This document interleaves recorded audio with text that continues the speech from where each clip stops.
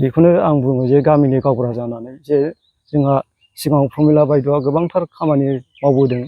दानि 30 बोसोर जादोंब्लाबो खामानि मावनाया माखासे आद्रा थालांबावदों। बे आद्राखौ मावफुंबावनो थाखाय जोंहा मोजां केन्डिडेट नांगौ होननानै जोङो नैबे दानि फैगौ बिधान सभा एमएलए इलेक्सनावहाय जोङो नैबे सेउलि बायद'खौनो जोंनि बे गामि ओनसोलाबो जोङो माखासे आद्रा थानाय खामानिखौ मावफुंनो थाखाय बे जोङो सेउलि बायद'खौनो जोङो आसा खालामदों आरो जाहाथे केन्डिडेटखौ सेउलि बायद'खौनो होयो। दा जोंनिखौ जों बुंनो थाङा, मानो होनबा जों गुबुननिखौ बुंनो थाङा। जोंनावबो माखासे जों गोबांथार खामानिखौ जों नुवाखै जे जोंहा कृषक बा आबाद मावग्रा हिसाबै जोङो मेन बान्दो जाम्फैखौ जोंनो गोनांथारमोन, नाथाय बेखौ जों दासिम जों मावफुंनायखौ नुवाखै।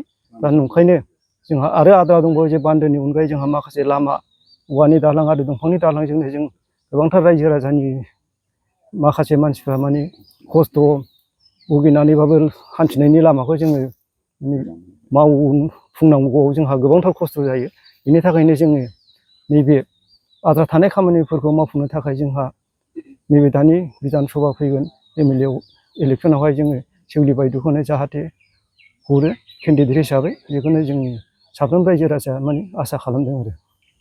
नोंगौ जोङो लकेलिटि हिसाबै जोंनि नैबे देबरगाव समस्थियाव जोंनि हाग्रामा सारानो गोग्लैयो। नांगौ समाव जों हाग्रामा सारा गोबांथार जायगायाव माने बेरायनांगौ हिसाबै जोंहा बेहाय जों नांगौ समाव जों मोननाय जाया। दा जोङो लकेलिटि हिसाबै जे नैबे सेउलि बायद'खौ जों लोगो मोनगोन आरो बे बायद'खौ जुदि केन्डिडेट हिसाबै माने फैयोब्ला जोंनि माखासे नैबे आद्रा थानाय खामानिफ्रा मोजाङै मावफुंलांनो हागोन होननानै जों बेखौनो आसा खालामनाय थादों। रायजो राजाफोरनि थाखाय मोजां खामानि मावगोन होननानै नोंथांमोना फोथायनाय दं? माने जोंहा नैबे केन्डिडेटखौ जुदि मोनोब्ला, केन्डिडेटआव जुदि टिकेट मोननानै जुदि मोजाङै देरहालाङोब्ला जोंहा जथेस्थ' फोथायनाय दं जे आद्रा थानाय खामानियाबो मोजाङै मावफुंजागोन होननानै जोंहा फोथायनाय दङ। गुबुन फारसेथिं बिपिनिफ्रायनो टिकेट बिगासिनो बारग'मन्त्रि प्रमिला रानी ब्रह्म। बिथां ब्रह्मजोखौ नोंथांमोना दा मानो हास्थायला बा लुबैला? प्रमिला बायद'खौ जों सनमान होयो, मानो होनबा बायद'आ माने रानिं 30 बोसोर सोलिलांबाय एमएलएआव आरो मिनिस्टारबो जालांबाय।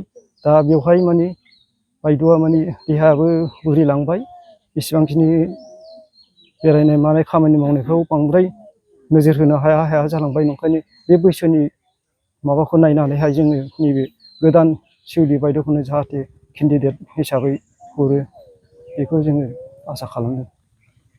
जुदि सेउलि महिलारिया जुदि गमामायैनो केन्डिडेट जायोब्ला बे गामि ओनसोलनि रायजो राजाफ्रा बिथांजोंनो भट होनो थाखाय साखाफारा केन्डिडेटआ जुदि बायद'आ जुदि केन्डिडेट जायोब्ला जोंनि रायजो राजाया साफ्रोमबो माने केन्डिडेट बे बायद'नो होगोन होननानै जोंहा थांखि लाखानाय दङ।